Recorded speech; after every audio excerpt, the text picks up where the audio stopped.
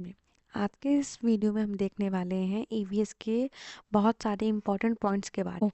आप सभी से रिक्वेस्ट है, प्लीज़ वीडियो को लास्ट तक देखें और अपना 12 नंबर जो आपका आने वाला है, 12 से 15 नंबर जो आप स्कोर करने वाले हैं सीटेट में, उसको एकदम कंफर्म करिए। सीटेट में ईवीएस का सबसे बड़ा रोल होता है।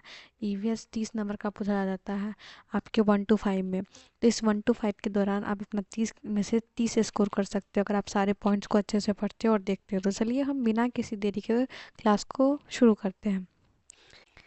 सबसे पहले हम यहाँ पे देखते हैं रीड डाटा बुक के बारे में।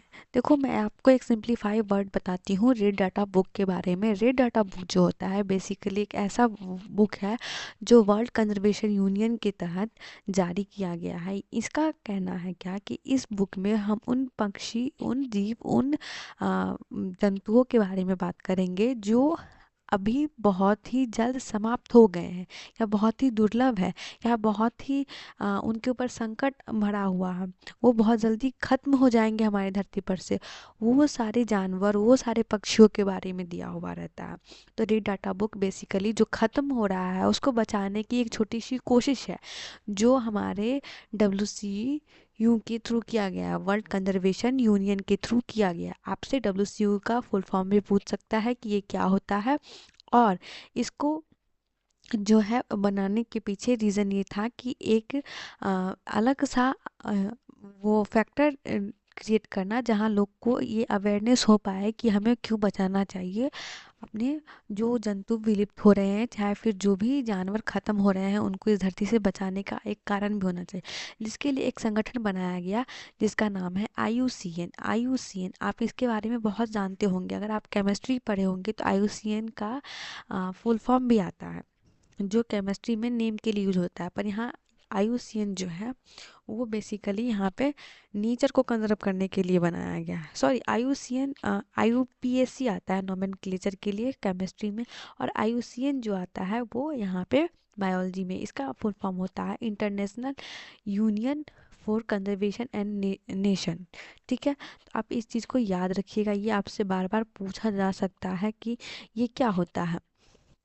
और इसका 110% चांस है आने का फुल फॉर्म आपके सीटेट के एग्ज़ाम में। ये रहा international union for conservation and nature के बारे में। ये बेसिकली एक सूचना जारी करता है जो जीव संकट में है या फिर जिनकी प्रजाति विलुप्त हो गई है, ये उनके बारे में बताता है। ठीक है, और जो खतरे से गुजर रही थ्रेटेंड स्पीसीज होते हैं। तो ये सारे फैक्ट को हम जान लिए हैं और आप इजली इस चीज़ को देख भी सकते हैं और बता भी सकते हैं। हम सबसे पहले बात करने वाले थे जानवरों के बारे में कि कौन से जानवर क्या होते हैं। देखो, जानवरों की खाल पर जो डिज़ाइन होते हैं वो उनके बालों के रंग के कारण होते हैं। अब हर तरह के डिज़ाइन जो होते हैं जानवर में आप अलग तरह से देखते हो कि जैसे कि आप बहुत बार, मैं एग्जांपल के रूप में आपको जेबरा देती हूँ। जेबरा रीज़न है, जेबरा के बालों का जो डिज़ाइन होता है वो ब्लैक एंड वाइट के स्पेशली होता है। वहीं अगर हम लायन की बात करते हैं तो लायन का जो होता है वो बेसिकली येलो या फिर पेल येलो बोल सकते हैं, या ऑरेंज बोल सकते हैं, और ब्लैक के कलर का होता है। तो ये क्यों होता है, उसके जो उसके बालों का कलर होता है उसके ऊपर होता है। रैबिट हुआ, रैबिट का कलर क्या होता है, वाइट होता है। तो बालों के ऊपर वो जो है उसका डिज़ाइन फॉर्म होता है। ठीक है, दिन में जगने वाले जानवर आमतौर पर कुछ रंग ही देख पाते हैं। ये एक बहुत ही इंपॉर्टेंट फैक्ट है। आपको ये ऐसा पूछ सकता है कि क्या जो जानवर दिन में जगते हैं वो सारे रंग को देख पाते हैं या कुछ रंग को देख पाते हैं, इसको आपको पूछ सकता है। रात में जागने वाले जानवर हर चीज़ को सफ़ेद और काली ही देखते हैं। इसका एग्जाम्पल ऑल यानी कि उल्लू, हम सब जानते हैं उल्लू को रात में अक्सर रात में क्या, वो अक्सर रात में ही उड़ता है और रात में ही चलता है। तो उसको हमेशा क्या दिखाई देता है, ब्लैक एंड वाइट में ही दिखाई देता है। तो यहाँ पे बताया गया जो रात में जागते हैं जानवर उनको हर चीज़ें जो है सफ़ेद और काली ही दिखती हैं। बहुत से जानवर किसी खास मौसम में लंबी गहरी नींद में चले जाते हैं, जैसे कि छिपकली। छिपकली आप ऑब्वियसली देखते होंगे कि गर्मी के मौसम में आपके घर में आसानी से दीवारों पे मिल जाएगा, लेकिन भाई ठंड के मौसम में बहुत ही मुश्किल ही या फिर बहुत ही रेयर ही आप कभी किसी छिपकली को देखे होंगे। कुछ जानवर तूफान या भूकंप आने के कुछ समय पहले ही अजीब हरकत करने लगते हैं। जंगलों में रहने वाले लोग समझ जाते हैं कि कुछ बुरा होने वाला। देखो, ये जानवर का सबसे एक स्पेशल खूबी माना जाता है। इसके पीछे रीज़न है ये है कि आप एक चीज़ भापना कि आपके आसपास अगर छोटे कुत्ते वगैरह रहते होंगे तो उनको किसी भी बहुत बड़ी घटना का आभास बहुत पहले से हो जाता है। जानवरों के अंदर ये कह सकते हैं एक थर्ड सेंस का नेचर होता है, जो ईज़िली इन सब चीज़ों को अट्रैक्ट कर लेता है कि कुछ अलग होने वाला है या फिर कुछ संकट आने वाला है। तो जानवरों में ये देखा गया। जानवरों में भी देखने और सुनने और महसूस करने की शक्ति होती है। ऑब्वियस सी बात है, वो एक लिविंग थिंग है, इसके लिए उनके अंदर भी जानने, सुनने और महसूस करने की शक्ति तो होगी ही होगी। वैज्ञानिकों का मानना है कि कई जानवरों को अपनी पूरी भाषा आती है। हर जानवर एक दूसरे से कम्युनिकेट करता है, आप इस चीज़ को नोटिस करना। मैं आपको एग्जांपल देती हूँ। अगर आप अपने आसपास में कभी गांव में हो तो आप ये बात नोटिस करना कि अगर किसी एक घर में एक गाय होती है, अगर वो आवाज़ लगाने लगती है तो बाकी सारी गाय भी उसको देख के आवाज़ लगाने लगती है। इसके पीछे रीज़न क्या होता है? एक गाय उसकी भाषा समझ रही होती है तो दूसरी भी उसकी भाषा समझ रही होती है। अब बहुत बार छोड़िए गाय, बहुत थोड़ा किसी किसी के लिए दुर्लभ होता है, लेकिन आमतौर पर सड़कों पे कुत्तों का मिलना बहुत आसान ही होता है। आप बहुत सारे स्ट्रीट डॉग्स को देखते होंगे कि अगर कोई एक डॉग बहुत ज़्यादा भौंक रहा है तो उसको देख करके बाकी दूसरे भी भौंकना स्टार्ट कर देते हैं, और भौंकने में वो जो भी आपस में वार्तालाप कर रहे हो पर वो करने लगते हैं। क्यों? उनको भी कहीं ना कहीं एक दूसरे से कम्युनिकेशन करना आता है, उनकी भी एक अपनी एक पूरी भाषा है, इस वजह से वो ऐसा कर रहे होते हैं। जिन जानवरों के बाहरी कान व शरीर पर बाल होते हैं वो बच्चे देते हैं। ये इंपॉर्टेंट है, इनको बेसिकली मैमल्स के कैटेगरी में रखा जाता है। जिन जानवरों के बाहरी कान व शरीर पर बाल नहीं होते वो अंडे देते हैं, ये बहुत ज़रूरी है। आप इसका एग्जांपल पक्षी देख सकते हैं। पक्षी के बाहरी कोई कान नहीं होते हैं, ठीक है, और उनका शरीर जो होता है वो किसी तरह का बाल से नहीं बना हुआ होता है, उनका बाल हमेशा बढ़ नहीं रहा होता। आप ये चीज़ को नोटिस करना, ठीक है। तो इसलिए वो अंडे ही देते हैं। स्तनधारियों की विशेषता में इनके शरीर पर बाल पाया जाना और कान के मध्य भाग में 3 अस्थियां, मेलियन इनकस और स्टेप। मेलियन इनकस और स्टेप्स जो होते हैं वो हमारे कान के अंदर 3 बोन होते हैं, 3 बोन पाए जाते हैं हमारे ईयर में, उसको ही मेलस और इनकस और स्टेप्स का नाम दिया जाता है। यदि कुछ प्रजातियों को छोड़ दे तो लगभग सभी स्तनधारी वर्ग के जंतु बच्चे देते, तथा जिन जानवरों में यह नहीं पाए जाते वे अंडे देते हैं। चलिए, अब ये तो रहा एनिमल्स की बेसिक कैटेगरी, जिसको जानना बहुत ही इंपॉर्टेंट था, हम इन सब के बारे में जान लिए हैं। अब हम देखते हैं एनिमल्स, स्पेसिफिकली एनिमल जो किसका क्या अलग महत्वपूर्ण है, क्या उसमें एक अलग विचारधारा है, उसके बारे में। सबसे पहले यहाँ पे हम देखने वाले हैं स्लॉथ के बारे में। देखो ये है स्लॉथ। स्लॉथ जो होता है बिल्कुल दिखने में भालू की तरह होता है, पर वो भालू से अलग होता है। ये दिन में करीब 17 घंटे पैरों से उल्टे लटक कर आराम से सोते रहते हैं। इनको सबसे लेज़ी कहा गया है। अगर हम जानवरों में बात करें तो सबसे लेज़ी जो होता है वो स्लॉथ ही होता है। 40 वर्ष के अपने जीवन में सिर्फ 8 पैरों पर ही घूमते हैं। सोचो, इनका पूरा जीवन का लगभग कितने वर्ष का होता है? 40 वर्ष का होता है, जिसमें ये सिर्फ और सिर्फ 8 पैरों पर ही घूम पाते हैं। और वो एक पेड़ से दूसरे पेड़ भी तब जाते हैं जब इन्हें बहुत ज़्यादा भूख लगती है, तभी ये एक पेड़ से दूसरे पेड़ पर ट्रांसफ़र करते हैं, या फिर वहाँ की पत्तियाँ ख़त्म हो गई होती है खाते खाते उस पेड़ की पत्तियाँ, तो ये दूसरे पेड़ पे जाते हैं, वरना ये जाते ही नहीं हैं, एक ही पेड़ पे लटके रहते हैं। और कम से कम समझिए हुए 17 घंटे पेड़ पे सो जाते हैं लटके लटके। नेक्स्ट हम देखते हैं बाघ के बारे में। बाघ बहुत ही कॉमन है, हम सबने बचपन से इसके बारे में पढ़ा, और आज हम इसकी और भी कुछ विशेषताएं देखते हैं। बाघ अंधेरे में हमसे 6 गुना बेहतर देख सकता है, इसीलिए ये बहुत ही आसानी से अपना शिकार कर सकता है, और इसका शिकार बनने के बाद किसी का भी बचना बहुत मुश्किल होता है। बाघ की मूंछें हवा में हुए कंपन को भांप लेती है, जिससे उसे शिकार की सही स्थिति का पता चल जाता है, और इससे वो अंधेरे में रास्ता ढूंढ लेता है। यानी कि बाघ की जो मूंछें हैं वो बहुत ही इंपॉर्टेंट होती है, क्योंकि वो जो है वो अंधेरे में भी उसकी जो मूंछें हैं वो इशारा बता देती है कि उसका शिकार कहाँ है, किधर घूम रहा है, क्या कर रहा है, उसके बारे में, ठीक है। बाघ अपने इलाके में मूत्र करके अपनी गंध छोड़ता है, दूसरा बाघ इस गंध को तुरंत पहचान लेता है। ये एक उनका सिंबॉलिक तरीका होता है कि वो एक से दूसरे को नोटिस पहुंचा दे कि मैं इधर जा रहा हूँ, चाहे यहाँ हूँ, ठीक है। बाघ मौके के अनुसार अपनी आवाज़ बदलता रहता है। बाघ का गुर्राना 3 किलोमीटर दूर तक सुना जा सकता है। देखिए, आपसे ये स्टूडेंट पूछा जा सकता है कि बाघ का गुर्राना कितने किलोमीटर तक सुना जा सकता है, तो लगभग 3 किलोमीटर तक, ठीक है। बाघ के दोनों कान बाहर की आवाज़ इकट्ठा करने के लिए अलग अलग दिशाओं में बहुत ज़्यादा घूम भी जाते हैं। सोचो, ये बहुत ही चौकन्ने होते हैं, साथ ही साथ इनको हर एक आवाज़, हर एक आहट का बहुत ख्याल होता है। ये अपनी आहट और आवाज़ से ही किसी शिकार को शिकारी मतलब किसी भी शिकारी का अपना शिकार बनाते हैं। नहीं तो कोई भी चीज़ ऐसा नहीं है जो इनके फेवर में नहीं हो रहा होता है। बाघ हवा से पत्तों के हिलने और शिकारियों की झाड़ियों में हिलने से हुई आवाज़ के अंतर को तुरंत भांप लेते हैं। सोचें इनका कितना वो थर्ड सेंस काम करता है कि इनको पता है कि एक्चुअल हवा से कौन सा पत्ता हिल रहा है और शिकारी की झाड़ी से कौन सा पत्ता हिल रहा है। मतलब आप कहीं छुप भी रहे हो तो वो इनको भी पहचान लेंगे। ठीक है, ये सारी रहे बाघ के बारे में।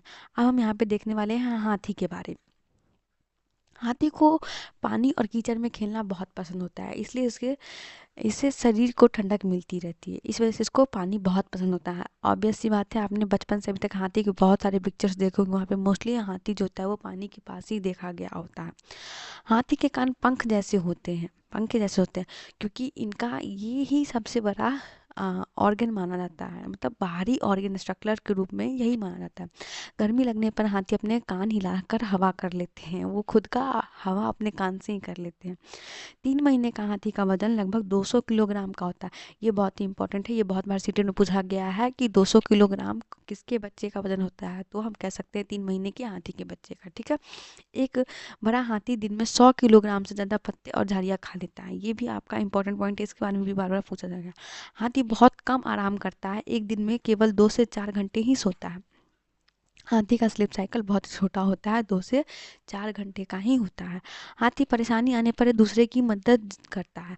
इस झुंड में 10 या 12 हथनी और बाकी बच्चे रहते हैं। इनके झुंड में अक्सर 10 से 12 हथनी होती हैं, बाकी सारे जितने होते हैं वो बच्चे होते हैं। और जब बच्चे बड़े हो जाते हैं तो इनके झुंड छोड़ के वो कहीं दूसरे झुंड में भी चले जाते हैं।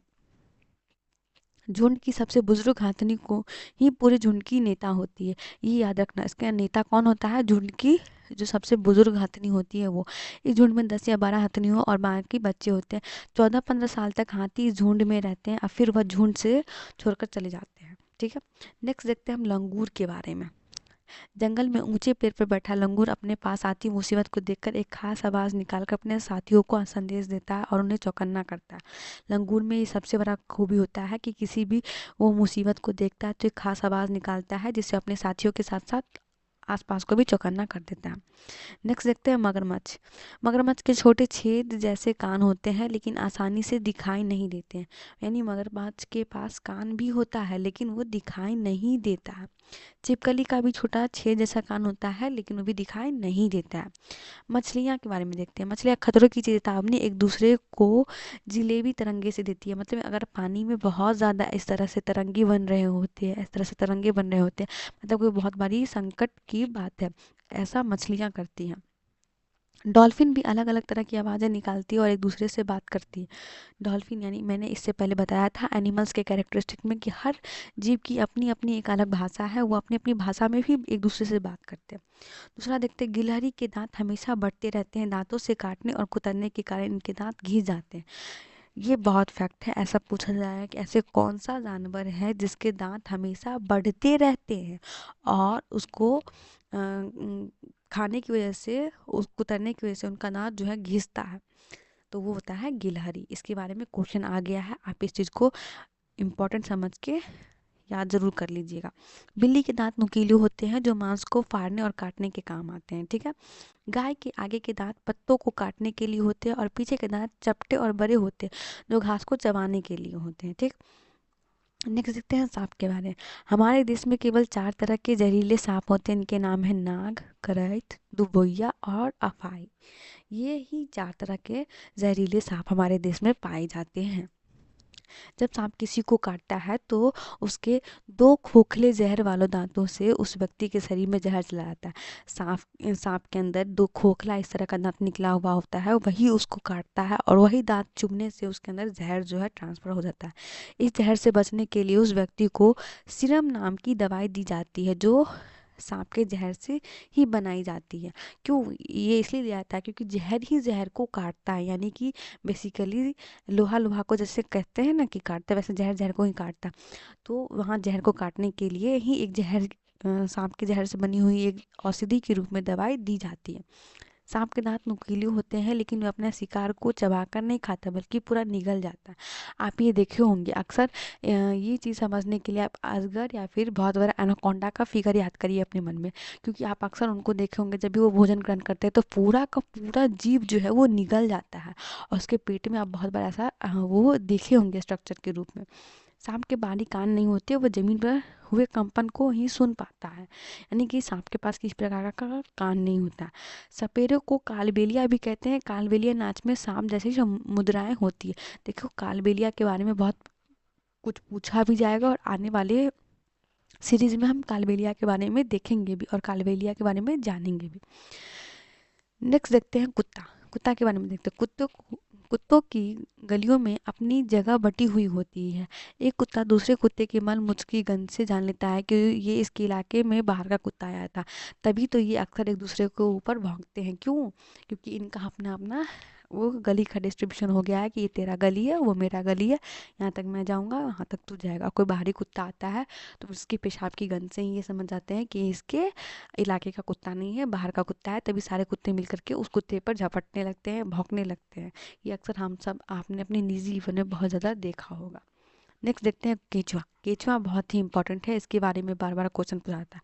केंचुआ जमीन में छेद बनाकर मिट्टी को मुलायम कर देते हैं, और जमीन को इन छेदों से हवा और पानी मिल जाता है। देखो जो बंजर ज़मीन होती है, अगर वहाँ पे केंचुआ रहता है तो वो क्या करता है, बेसिकली मिट्टी के अंदर छेद करता रहता है, और छेद करने से क्या होता है कि उस मिट्टी के अंदर छेद होने के कारण उसके अंदर ईजिली हवा और पानी चला जाता है, तो वो बंजर ज़मीन भी जल्दी से फर्टाइल हो जाता है। तो केंचुए मृत पत्तियों और पौधे को खाते हैं, और इनके मल से ज़मीन उपजाऊ बनती है। ये जो पत्तियां मर जाती है, पेड़ से गिर जाते हैं, या फिर जो पौधे खराब हो जाते हैं, ये बेसिकली उसी को खाती है। और जब वो खाती है तो इनका जो मल निकलता है उस खाने के बाद, तो वो बहुत ही ज़्यादा हेल्पफुल होता है हमारे मिट्टियों के लिए। तो देखो ये बेसिकली बंजर ज़मीन को भी एक तरह से फर्टाइल कर रही है। इनका मल मूत्र भी ज़मीन के उपजाऊ के लिए बहुत इंपॉर्टेंट है। तो ये एक तरह से खेतों को फ़ायदा दे रही है, और खेतों में फ़ायदा होने से सबसे ज़्यादा फ़ायदा किसको होता है, किसान को। इसलिए इसको क्या कहा गया है, किसानों का मित्र कहा गया। अगर आपसे पूछा जाए कि किसानों का मित्र किसको कहा गया है, तो आप कहोगे केंचुए को कहा गया। नेक्स्ट देखते हैं चींटियाँ। चींटियाँ के बारे में देखते हैं। चींटियाँ मिलजुल कर रहती हैं, और चींटियों का काम बटा रहता है। रानी चींटी हमेशा अंडे देती है, और सिपाही चींटियाँ बिल का ध्यान रखती है। काम करने वाली चींटियाँ जोवन ढूंढती कर बिल तक लाती है, यानी कि खाना ढूंढ करके बिल तक लाती है। चींटियाँ चलते समय जमीन पर कुछ गंध छोड़ती है, जिसे सूंघकर पीछे आने वाली चींटियों को रास्ता मिल जाता। इनका भी अपना एक टेक्निक है गंध छोड़ने का, जिससे वो पीछे की जितनी भी चींटियाँ हैं उसको डायरेक्ट कर रही होती है। नेक्स्ट देखते हैं मच्छर। मच्छर के बाद मच्छर हमारे शरीर की गंध, खासकर पैरों के तलवों की, और हमारे शरीर की गर्मी से हमें ढूंढ लेते हैं। ठीक है। अब आप सोचते होंगे कि मच्छर कहाँ से चलाता है, मुझे देखता है मच्छर चलाता है। आपके पैरों की तलवे की जो गंध होती है उससे, और आपके शरीर के अंदर से जो गर्मी निकल रही होती है, मच्छर उसी की वजह से आपको ढूंढ पाते हैं। मच्छर अक्सर पानी में ही अंडे देते हैं। डेंगू, मलेरिया, चिकनगुनिया बीमारी मच्छरों के द्वारा ही फैलती है। रुके हुए पानी में या इकट्ठा हुए पानी में मलेरिया के मच्छर पैदा होते हैं। इसलिए मच्छरों के प्रजनन को रोकने के लिए पानी में तेल डालना उचित रहता है। इससे पानी का पृष्ठ तनाव कम हो जाता है, और ऑक्सीजन की आपूर्ति रुक जाती है, जिससे मच्छरों का लार्वा मर जाता है। तो आप ये देखें कि हमें कभी भी जमा हुआ पानी नहीं रखना चाहिए। इसके पीछे रीज़न क्या होता है, अगर हम कहीं भी जमा हुआ पानी रखते हैं तो वहाँ पे क्या होता है, मच्छरों का लार्वा जन्म ले लेता है। मच्छरों का लार्वा ही क्या करता है, आगे जा करके मच्छर के रूप में बदलता है। तो हमें कभी भी ऐसे खुला हुआ पानी, जमा हुआ पानी इकट्ठा नहीं करना चाहिए। अगर हम करते हैं तो उसमें तेल डालना चाहिए।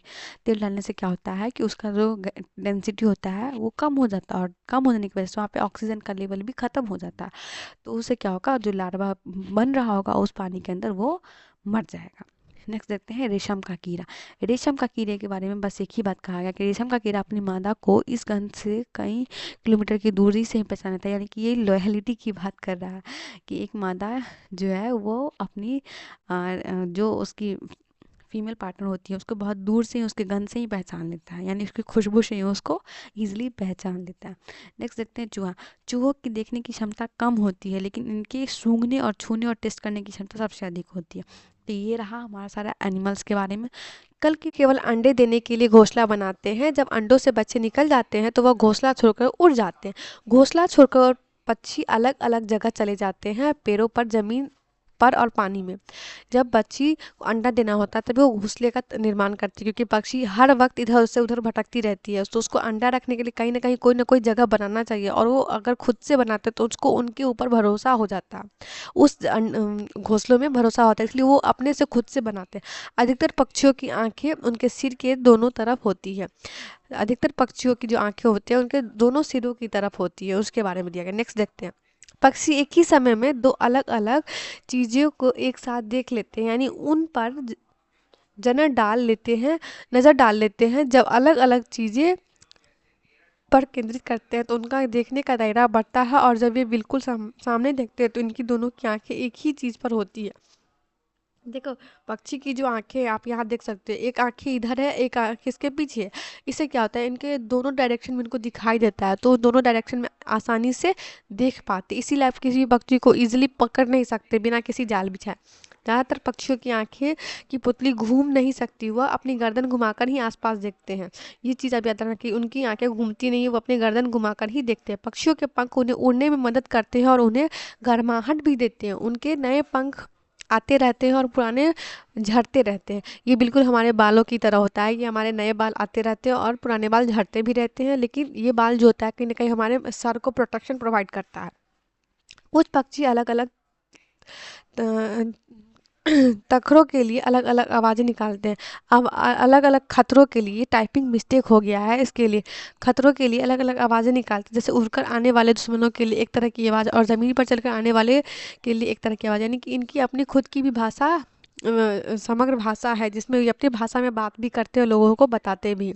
पक्षियों के कान दिखते नहीं है, लेकिन इनके सिर के दोनों तरफ छोटे छोटे छेद होते हैं जो पंख से रहते हैं। पक्षी इनकी मदद से सुनते हैं, यानी पक्षियों के अंदर भी कान होता है। आओ हम कुछ इंपॉर्टेंट पक्षियों के बारे में देखते हैं, जिससे सीटेट के एग्जाम में बहुत बार क्वेश्चन आता है। सबसे पहले बात करते हैं बसंत गौरी की।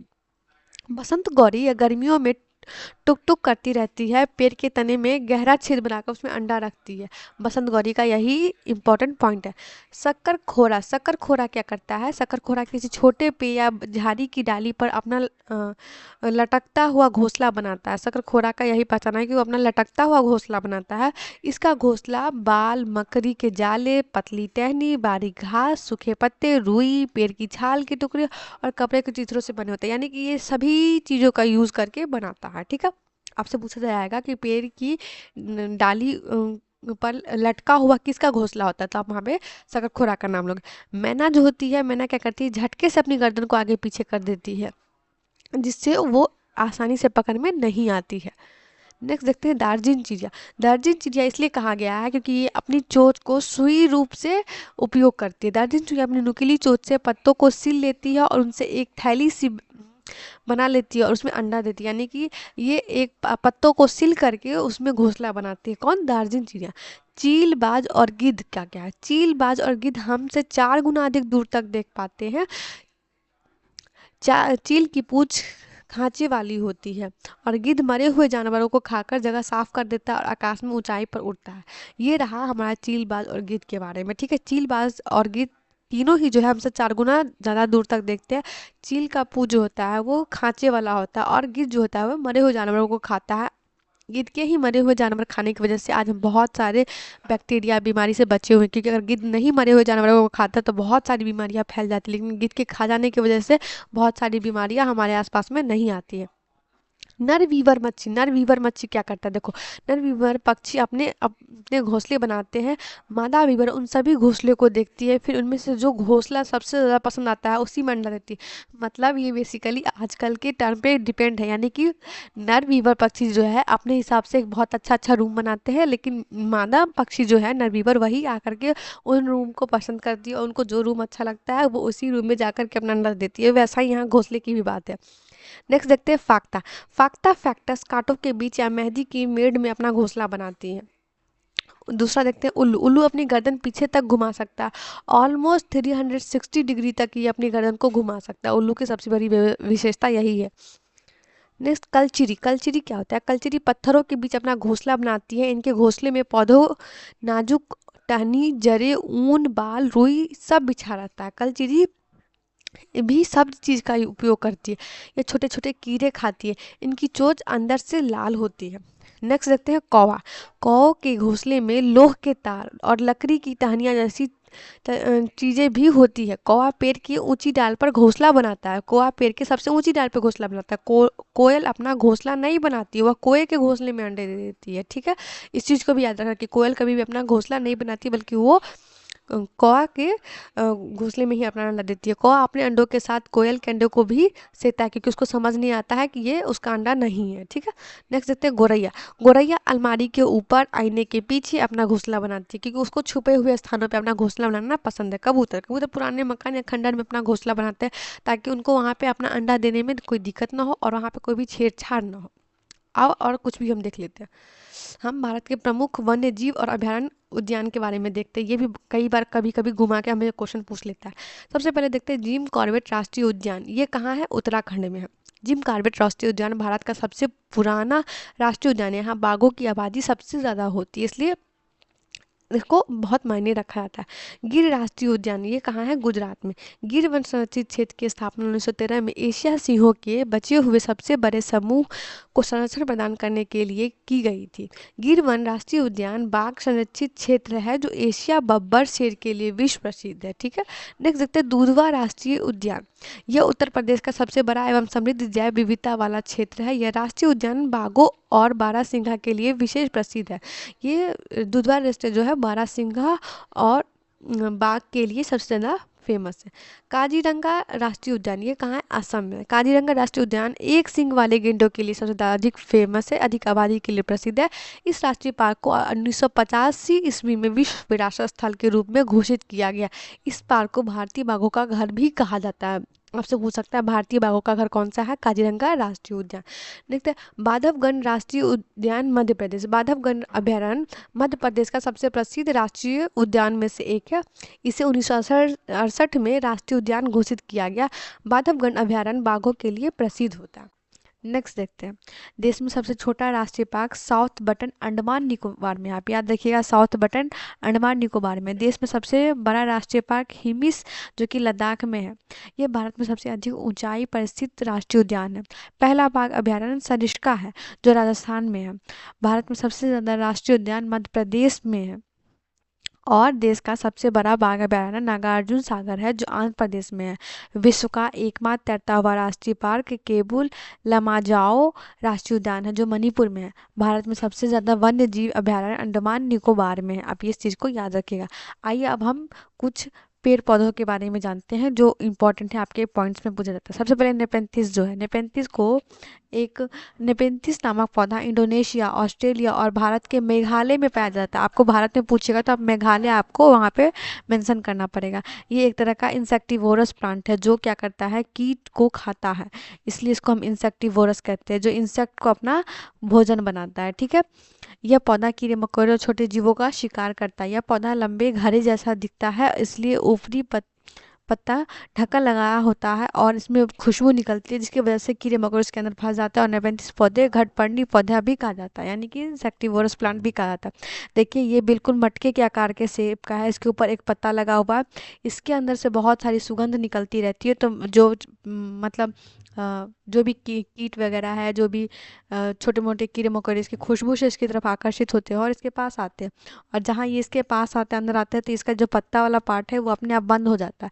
इससे क्या होता है? वो अपने कीट मकोड़े को अपना शिकार बना लेते हैं। बरगद, बरगद के बारे में देखते हैं। बरगद के पेड़ की लटकने उसकी जड़ें होती है, ये टहनियों से निकलती है और बढ़ते बढ़ते ज़मीन के अंदर चली जाती है। बरगद कहीं ना कहीं हम सभी अपने आसपास में देखेंगे और इसको आप अच्छे से कोरिलेट भी कर रहे होंगे। नेक्स्ट, यह जड़ें मजबूत खंभों की तरह पेड़ को सहारा देती है। जो बरगद के अंदर बहुत सारे जड़ें निकलते हैं, वो खंभे की तरह उनको सहारा देती है। नेक्स्ट देखते हैं रेगिस्तानी ओक। रेगिस्तानी ओक, जैसे कि हम बरगद की बात करते हैं, वैसे रेगिस्तानी ओक भी है। ऑस्ट्रेलिया में रेगिस्तानी ओक पेड़ पाया जाता है। इसकी ऊंचाई 11 से 12 फीट होती है और इसकी पत्तियां बहुत ही कम होती है। इसकी जड़ें जमीन के अंदर 250 से 300 फीट तक जाती है। जब तक पानी तक ना पहुंच जाए, यह पानी पेड़ के तने में जमा होते रहता है। देखो, इसका जो रेगिस्तानी ओक जो है उसमें होता क्या है कि उसका जो जड़ होता है, सबसे बड़ा पार्ट होता है उसका जड़ जो है ना बहुत नीचे तक जाता है। क्यों? पानी की तलाश में जाता है। क्यों जो रूट जो है सारा पानी को स्टोर कर लेगा, इस वजह से वो इतने नीचे तक जाता है। इसलिए जब तक उसका जड़ उस पानी को नहीं खोजता वो बढ़ते रहता है नीचे ज़मीन के अंदर से। जब कभी इस इलाके में पानी नहीं होता तो यह पानी की कमी पड़ जाती है, तो लोग यहाँ इसके तने के अंदर में पतला पाइप डालकर पानी निकाल लेते हैं, क्योंकि उसका तना काफ़ी नीचे तक गया हुआ होता है, जहाँ पानी का स्रोत होता है वहाँ तक पहुँचा होता है। इसलिए लोग उसके अंदर अपना पतला पाइप डाल करके उस जहाँ के उसके तने से पानी निकाल लिया करते हैं। नेक्स्ट देखते हैं सब्जियों के बारे में। अधिकतर सब्जियां पौधे के फूल होती है और कुछ सब्जियां पौधों का फल भी होती है। लोहा, आयरन, गुड़, आंवला और हरे पत्तेदार सब्जियां में मिलती है। विदेश से आने वाली कौन सी सब्जियां उसके बारे में देखते हैं। हरी मिर्च, टमाटर, आलू, ये सारा कहाँ से आया था? साउथ अमेरिका से आया था। गोभी और मटर जो है ये यूरोप से आया था। कॉफ़ी, बीन्स और भिंडी जो है अफ्रीका से आया था। सोयाबीन जो था वो चीन से आया था। आप इसको याद रखिएगा, आपको ये ऑब्जेक्टिव के रूप में पूछा जा सकता है। नेक्स्ट, पौधों का भाग जिसे हम खाते हैं। जो ऐसा पौधा का भाग जिसको हम अपने डेली के लाइफ में खाने पीने में यूज़ करते हैं उसको देखते हैं। जड़ के रूप में हम यूज़ करते हैं मूली का, गाजर का, चुकंदर का। तना के रूप में हम यूज़ करते हैं आलू का, प्याज का, अदरक का। और पत्ती के रूप में यूज़ करते हैं धनिया, पत्ता गोभी, अरबी, पालक, करी पत्ता। और वहीं बीज का हम यूज़ करते हैं चना, बाजरा, सरसों, गेहूँ, धान। फूल के रूप में हम खाते हैं सहजन का, केला का फूल खाते हैं और कचनार का फूल हम खाते हैं। फली जैसे कि मटर आती है, मटर उसको भी हम खाने में प्रयोग करते हैं। नेक्स्ट देखते हैं घास। घास के बारे में क्या है उसके बारे में जानते हैं। घास का पौधा जितना ज़मीन के ऊपर होता है उससे कई ज़्यादा ज़मीन के अंदर फैला हुआ होता है। तभी तो आप देखते हो कि जब आप घास की कटाई कर देते हो उसके बाद भी वो अपने आप वापस से उभर के निकल जाता है। घास की जड़ें बहुत मजबूत होती है, इन्हें खुरपी से खोद कर निकाला जा सकता है। जड़ें पौधे को सहारा देती है, जल तथा खनिजों को अवशोषित करती है। जिस मैदान में एक टीन जबी बोई जाती है उसे एक टीन जमीन बोलते हैं। कुडुख झारखंड की एक आदिवासी जनजाति है। कुडुख भाषा में जंगलों को तोरंग कहा जाता है। कुडुख एक झारखंड की आदिवासी भाषा है जिसके अंदर जो जंगल है उसको जैसे हम जंगल बोलते हैं, अभयारण्य बोलते हैं, तो वहाँ के लोग उसको तोरंग बोलते हैं। आपसे पूछा जाता है तोरंग कहाँ की जनजाति और किस जगह की जनजाति बोली जाती है, तो वहाँ पे बोलना होगा या फिर वहाँ ऑप्शन में लगाना होगा कुडुख, जो झारखंड में पाई जाती है। भारत के उत्तरी पूर्वी क्षेत्र में स्थानीय खेती करने का रिवाज है। कुछ पौधे बिना बोए खेतों में अपने आप उग जाते हैं, जिन्हें खरपतवार कहते हैं। इन्हें निकालना जरूरी होता है, नहीं तो सारा खाद और पानी यही ले लेगी और फसल कम हो जाएगी। ये सब हम बेसिक रूप से अपने अधिकतर किसानों के दौरान, किसान जब खेती करते रहते हैं उसके दौरान हम इसका ज़्यादातर देखते हैं अपने घरों में भी, और ऐसे भी हमें पता रहता है हमारे आसपास के तो। नेक्स्ट, क्रोटन का पौधा। क्रोटन का पौधा मुझे लगता है आप सब में से हर किसी ने देखा होगा और हर किसी के दरवाजे पे होगा एज ए डेकोरेटिव फ्लावर के रूप में, जिसका पत्ता अलग अलग रंगों का होता है।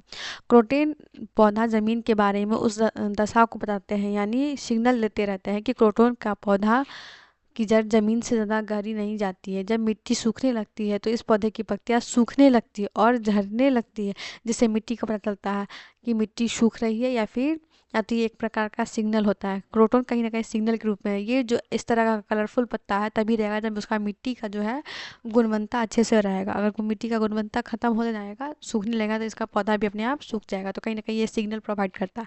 नेक्स्ट देखते हैं प्रकाश संश्लेषण। पत्तियां पादप की खाद्य फैक्ट्रियां हैं। जल एवं खनिज वाहिकों द्वारा पत्तियों तक पहुंचाए जाते हैं। जो हम पत्ते को जो देखते हैं, अपना जो कोई भी पेड़ है अपना भोजन कैसे बनाता है? पत्तियों के द्वारा, प्रकाश संश्लेषण के द्वारा। उस पत्तियों में क्या होता है, उनके अंदर वाहिका होती है जो क्या करती है, पत्तियों जो वाहिकाएं होती है वो नली के समान होती है और तथा जड़, तना, शाखाओं एवं पत्तियों तक फैली होती है। पत्तियों में एक हरा वर्ण होता है पिगमेंट। पिगमेंट कौन सा होता है? क्लोरोफिल। हम सभी जानते हैं क्लोरोफिल नाम का पिगमेंट होता है जो भोजन बनाने के लिए काम करता है। जैसे हमारे लिए किचन जरूरत है वैसे ही हमारे लिए क्लोरोफिल जरूरत होता है। क्लोरोफिल सूर्य के प्रकाश और सौर की प्रकाश ऊर्जा को संग्रहण करता है और पत्तियों को सहायता देता है। इस ऊर्जा का उपयोग जल एवं कार्बन डाइऑक्साइड में खाद्य संश्लेषण में होता है, क्योंकि खाद्य संश्लेषण सूर्य के प्रकाश की उपस्थिति में ही होता है। उनका जो फूड बनने का प्रोसेस है, जैसे कि हमारा फूड बनने का प्रोसेस गैस के प्रेजेंस में ही होता है। गैस सिलेंडर नहीं होगा तो हमारा खाना नहीं बनेगा। उसी तरह जब सनलाइट नहीं होगा तो उनका खाना नहीं बनेगा, ठीक है। इसलिए इसे प्रकाश संश्लेषण कहते हैं। पत्ती द्वारा ऊर्जा संग्रहित की जाती है तथा पादप में खाद्य के रूप में संचित हो जाता है। झूम खेती। झूम खेती का तरीका बिल्कुल अलग है। एक फसल काटने के के बाद ज़मीन को कुछ साल तक ऐसे ही छोड़ दिया जाता है, उसमें खेती नहीं करते हैं। इस जगह जो बांस या जंगल उग जाता है उसे उखाड़ते नहीं हैं, बस गिराकर जला देते हैं, या राख ज़मीन में खाद का काम करती है। मतलब कैसे न कैसे उसको फर्टाइल करने के लिए ऐसा रूप दिया जाता है। ठीक है। ज़मीन को जलाते हुए आसपास के पेड़ न जलें, जंगलों को नुकसान ना पहुंचे, इसका भी ध्यान रखना पड़ता है। फिर जब इस ज़मीन में खेती की बारी आती है तो ज़मीन को जोता नहीं जाता, मिट्टी को हल्के से हिलाकर जभी छिड़क देते हैं, तो ये अपने आप उपजाऊ के रूप में हो जाता है। एक ही खेत में अलग अलग तरह के जभी, जैसे कि मकई, सब्जियां, मिर्च और चावल बोए जाते हैं, जिससे क्या होगा, सभी प्रकार के जितने भी होंगे फल और जो भी उसमें हम उपजाऊ बनाएंगे, जो भी अन्य चीज़ को, तो हम हर चीज़ का एक एक विटामिन उनको देते रहेंगे, एज ए सप्लीमेंट देते रहेंगे। उससे क्या होगा, हर एक तरह का न्यूट्रिएंट्स उस ज़मीन को मिल रहा होगा, तो वो ज़्यादा ही फर्टाइल होगा।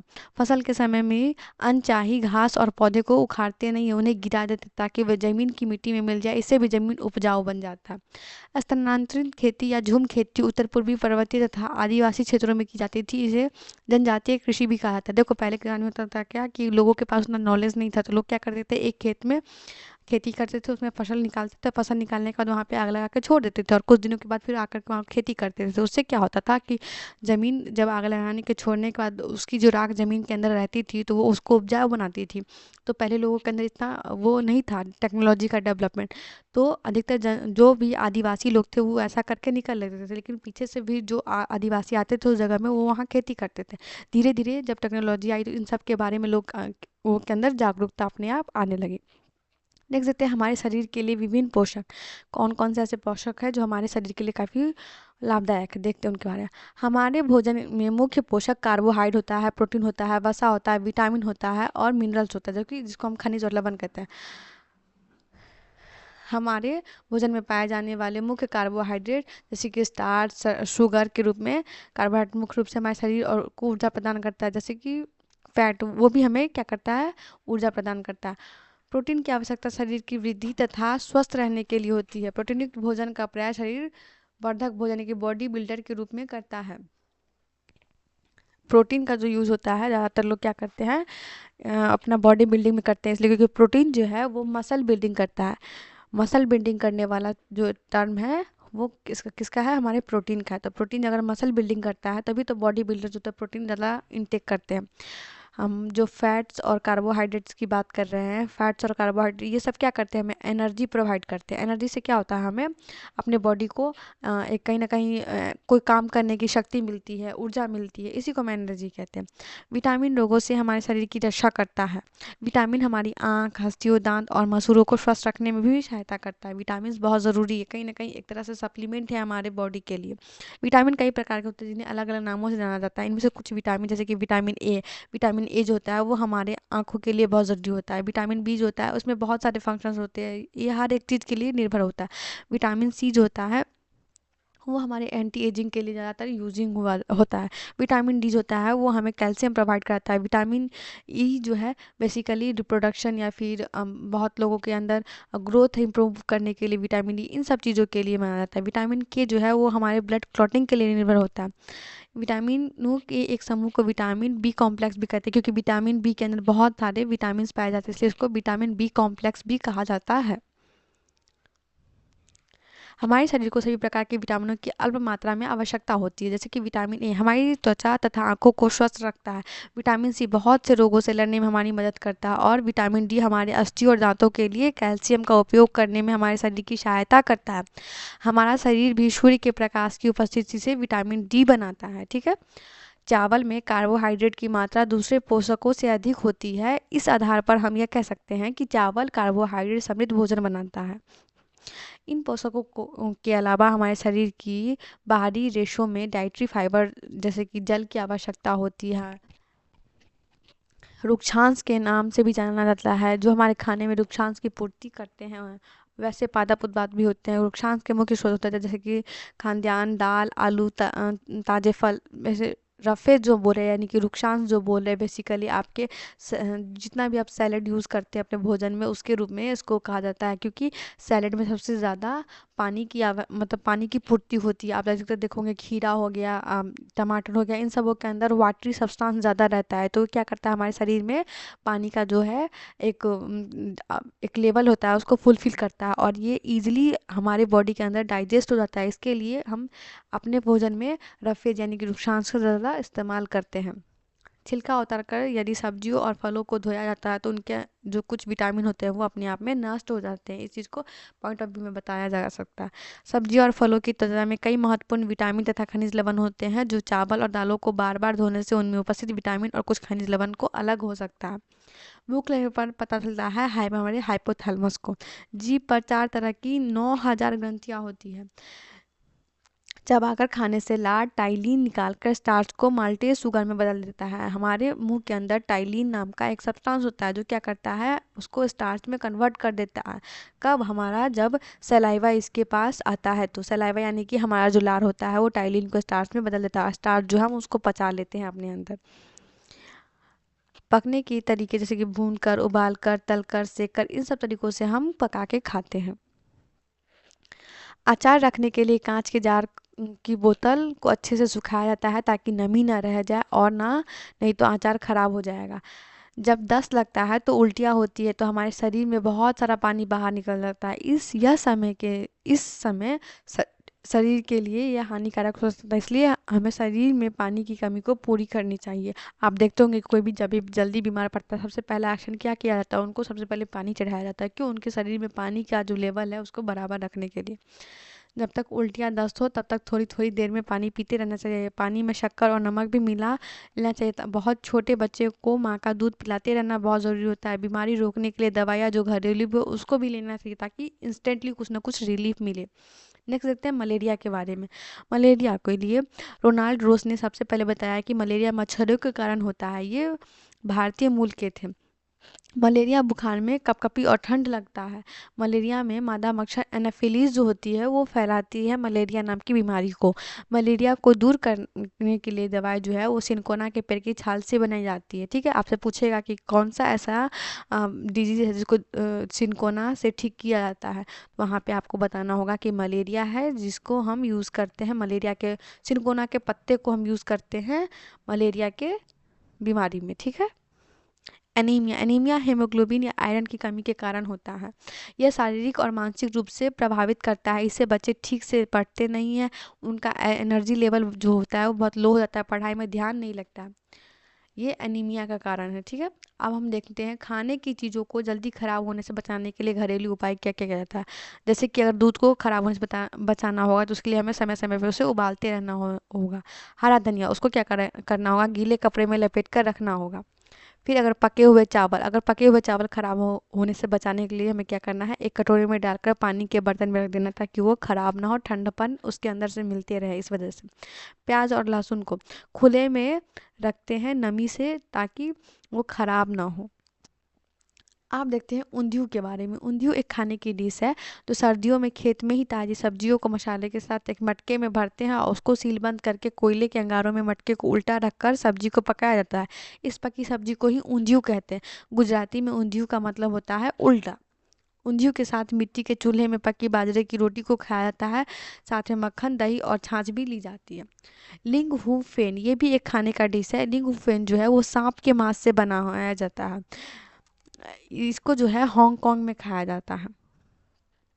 देख सकते हैं मधुमक्खी पालन। मधुमक्खी पालन बिहार के मुजफ्फरपुर का बोचहा गांव, इस इलाके में लीची के पेड़ बहुत अधिक पाए जाते हैं। लीची के फूल मधुमक्खियों को बहुत लुभाते हैं, इसलिए इस क्षेत्र के लोग मधुमक्खी पालकर शहद बनाने का काम करते हैं।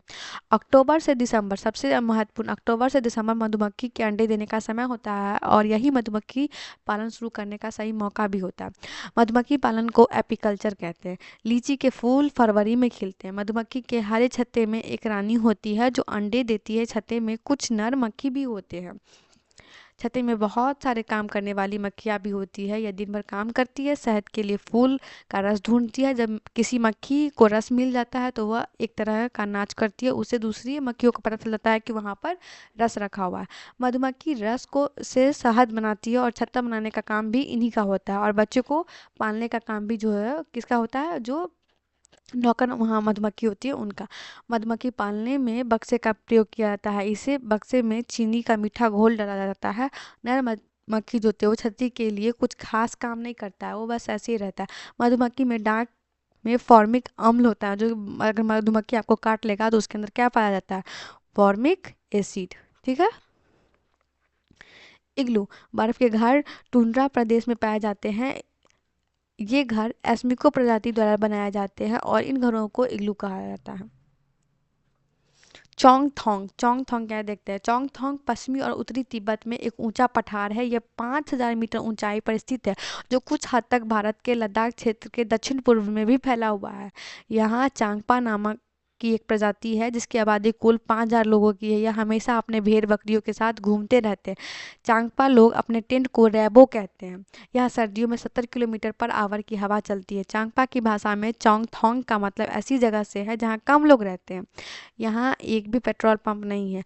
रैवो अर्थ होता है टेंट के पास एक जगह होती है जिससे ये लोग लेखा बोलते हैं और यहाँ पे अपनी बकरी और भेड़ों को रखते हैं। लेखा की दीवारें पत्थर की बनी होती है। हर परिवार अपने जानवर पर एक विशेष प्रकार का चिन्ह बनाता है। यहाँ इनका प्रचलन है। औरतें और छोटी बच्चियां जानवरों को गिनकर चराने ले जाती है और फिर लौटकर उन्हें दोबारा गिनती है ताकि उनमें से कोई गुम तो नहीं हो गया।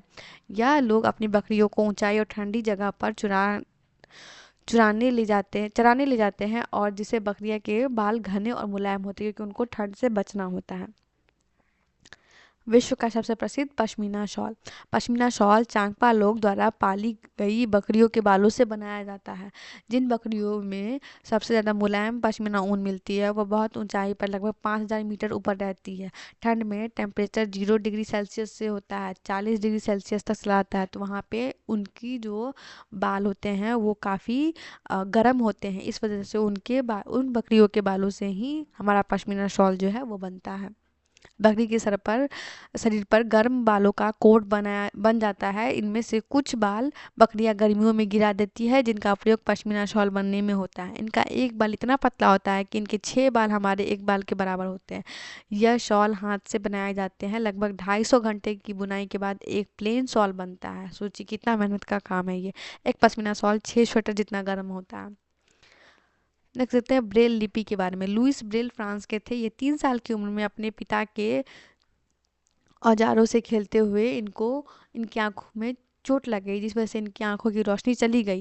ये पढ़ाई में बहुत रुचि रखते थे। यह पढ़ने और लिखने के विभिन्न तरीके सोचने लगे और फिर एक तरीका इनको मिला जो बाद में लुइस स्क्रिप्ट के नाम से जाना गया, क्योंकि इनको दिखाई नहीं देता था लेकिन इनको पढ़ने में बहुत रुचि थी। इस वजह से इन्होंने एक लुइस स्क्रिप्ट की बेसिकली स्थापना की। एक मोटे कागज पर एक नुकीला जंची से 6 बिंदुओं का उभरा जाता है जो फिर उभरे हुए बिंदुओं पर उंगलियों के सहारे इन्हें स्पर्श करते हुए पढ़ा जाता है। यह ब्रेल लिपि कहलाती है। यह स्क्रिप्ट 6 बिंदुओं पर आधारित होता है। ब्रेल लिपि से आपको एक ही क्वेश्चन पूछा जाएगा कि ये कितने बिंदुओं से बना होता है, तो 6 बिंदुओं से, 6 डॉट लाइन से ये बना हुआ होता है। देख सकते हैं जॉर्ज मेंडल। जॉर्ज मेंडल जो थे इनका जन्म एक गरीब किसान परिवार में 1822 में हुआ था। इन्होंने 7 साल तक मठ के बीच 28,000 पौधों पर बारीकी से कई प्रयोग किए और ढेरों आंकड़े इकट्ठे किए।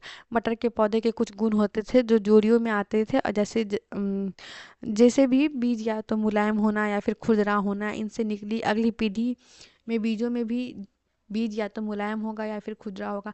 बेसिकली इन्होंने जो जीन की थेरेपी थी सो देखी। इन्होंने बेसिकली हेरिडिटी के बारे में देखा, जहाँ आनुवंशिकता का हर एक चीज़ को परखा समझा कि क्यों किसी का हाइट लंबा होता है, क्यों किसी का कलर अलग होता है। ये सारी बारे में इन्होंने डिस्कशन किया था। अल बिरूनी जहार से भी ज़्यादा मतलब हजार से भी ज़्यादा साल पहले एक यात्री भारत आया। इसका नाम था अल बिरूनी। अल बिरूनी जिस देश से आया था उसका नाम था उज्बेकिस्तान। अल बिरूनी ने बहुत ही बारीकी से चीज़ों और जगहों को देखा, उनके बारे में अपने बुक में लिखा था, खासतौर वो जो उन्हें अपने देश में से सबसे ज़्यादा अलग लगता था। अल बिरूनी उस समय के तालाबों के बारे में लिखता है कि यहाँ के लोग तालाब बनाने में तो माहिर हैं, अगर हमारे देश के लोग इन्हें देखेंगे तो हैरान हो जाएंगे कि बहुत बड़े बड़े भारी पत्थर को लोहे के कुंडों और रस्सियों से जोड़कर तालाब के चारों तरफ चबूतरे बनाए जाते हैं। इन चबूतरों के बीच के ऊपर से नीचे जाती हुई सीढ़ियाँ की लंबी कतारें होती है। लोग के उतरने चढ़ने का रास्ता अलग होता है। यहाँ कभी भीड़ लगने नहीं होती। मतलब ये जो अपने देश में नहीं देखा था, उज्बेकिस्तान में, वो यहाँ देखा। तो इन सारी बातों को चर्चा उसने अपनी बुक में लिखी थी, अलबरूनी ने। नेक्स्ट देखते हैं बछेंद्री पाल। बछेंद्री पाल जो है भारत की पहली और विश्व की 5वीं महिला थी जिन्होंने माउंट एवरेस्ट की चोटी पर चढ़ाई की थी। बछेंद्री पाल बचपन में एक पिकनिक में गई थी जहां वह 4000 मीटर ऊंची चोटी पर चढ़ गई थी। तब ये कुल 12 वर्ष की थी। ये उत्तराखंड के गढ़वाल एरिया में नागपुरी गांव में बड़ी हुई है। इन्होंने नेहरू इंस्टीट्यूट ऑफ माउंटेनियरिंग से अपना ट्रेनिंग ली थी। इनके गाइडर ब्रिगेडियर ज्ञान सिंह थे। 1984 में माउंट एवरेस्ट भेजने के लिए टीम मेंबर बनी। 23 मई को दोपहर 1:07 पर अपना पहला कदम 8,848 मीटर ऊंची चोटी माउंट एवरेस्ट पर रखा। इनके साथ एक और मेंबर भी गई थी। ये एक साथ कदम नहीं रख पाए क्योंकि वहाँ जगह नहीं थी। तो पहले इन्होंने अपना कदम रखा, उसके बाद फिर सिर झुकाया, झंडा फहराया और तस्वीरें ली। माउंट एवरेस्ट को नेपाल में सागर माथा भी कहा जाता है। नेक्स्ट देखते हैं कर्णम मल्लेश्वरी। यह एक वेटलिफ्टर है जो आंध्र प्रदेश की रहने वाली है। ये 130 किलोग्राम तक का भार उठा लेती है। भारत के बाहर इन्होंने 29 मेडल जीते हैं। देखिए कितनी बड़ी काम की है इन्होंने। Sunita Williams. Sunita Williams 360 kilometre दूर स्पेस में गई थी। सुनीता विलियम्स ने 6 महीने से ज़्यादा अंतरिक्ष में समय बिताया है। वे सबसे लंबे समय तक स्पेस में रहने वाली पहली महिला थी। नेक्स्ट देखते हैं परिवार। परिवार क्या होता है इसके बारे में देखते हैं। एकल परिवार में माँ बाप और उनके बच्चे होते हैं, जबकि संयुक्त परिवार में दादा दादी, चाचा, बुआ, माँ पापा, बच्चे, नाना नानी, मामा मामी, मौसा मौसी, माँ बाबा सब होते हैं। मतलब संयुक्त होता है परिवार। एनसीएफ 2005 के अनुसार कक्षा 3 से 5 तक के पर्यावरण अध्ययन वाले बच्चे को 6 थीम में विभाजित किया जाता है। इस प्रकार था: पहला परिवार और मित्र, दूसरा भोजन, तीसरा पानी, चौथा आवास, पांचवा यात्रा और जो चीज़ें हम बनाते और करते हैं उनके बारे में। तो हम यहाँ पे देखते हैं मिड डे मील के बारे में। मध्याह्न भोजन जो ये स्कीम जो था 24,2408 ब्लॉक में एक केंद्रीय प्रायोजित स्कीम के रूप में 15 अगस्त 1995 को आरंभ किया गया था। वर्ष 1997-98 तक यह कार्यक्रम देश के सभी ब्लॉकों में आरंभ कर दिया गया। वर्ष 2003 में इसका विस्तार शिक्षा गारंटी केंद्रों और वैकल्पिक व नवाचारी शिक्षा केंद्रों में पढ़ने वाले बच्चों तक कर दिया गया। दांडी यात्रा। सन 1930 में अंग्रेजों ने भारत के आम लोगों को नमक बनाने पर पाबंदी लगा दी थी, जिस कारण गांधी जी ने दांडी यात्रा शुरू की। गांधी जी का कहना था जो चीज़ें हमें कुदरत ने दी है उसे बनाने पर बंदिश कैसी। उन्होंने लोगों के साथ मिलकर अहमदाबाद से दांडी के समुद्र तट तक एक लंबी यात्रा की और इस